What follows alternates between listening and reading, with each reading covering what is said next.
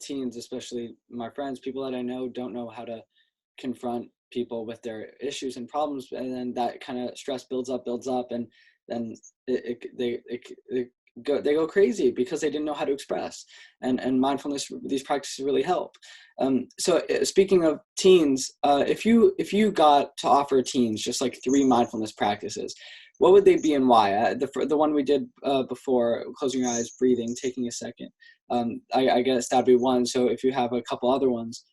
Yeah, so that one, I mean, there's just closing your eyes and breathing and sitting with the breath. And often in an intense moment or during a busy day or when something hasn't gone your way, that can be enough.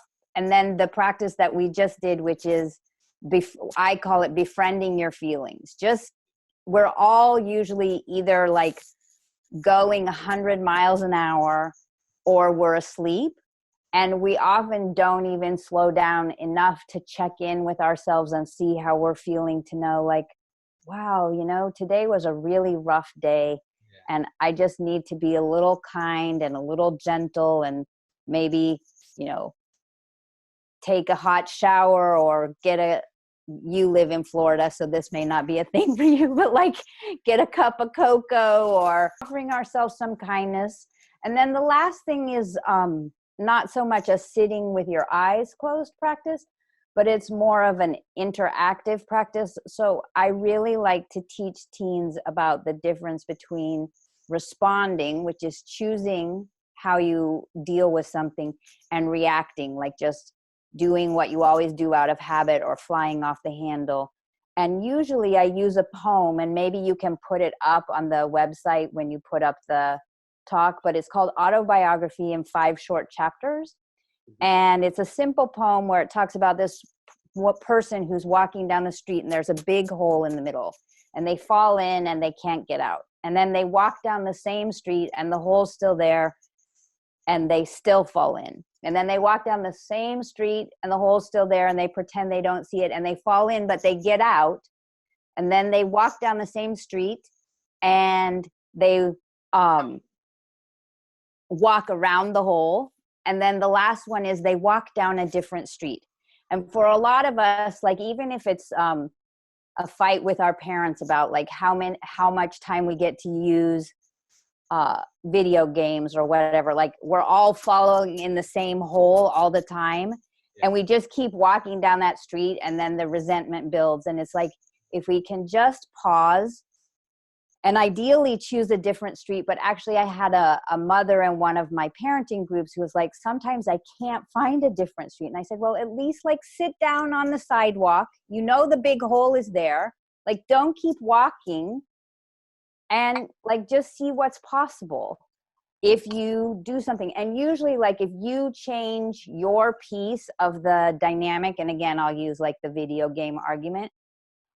If you change your piece, then the person on the other side, your parents, your mom, your dad, whatever, then they will change their piece as well, because it's not the same conversation anymore.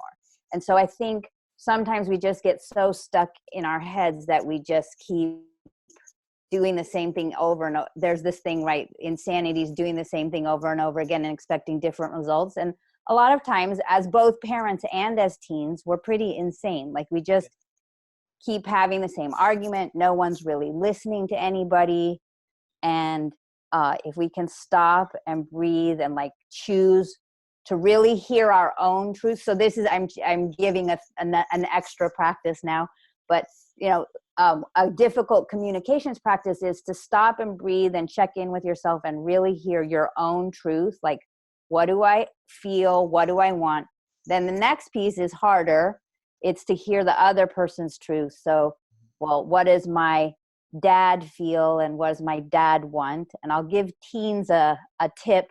Usually when your parents are like really on it about something, no matter what they say, at the bottom is fear. They're worried about you, and they're worried about you because they love you. So remember that all that energy, really it's love, but like they're scared that, like, for example, they're scared that if you fail the class, that the parent brain goes, well, he failed the class.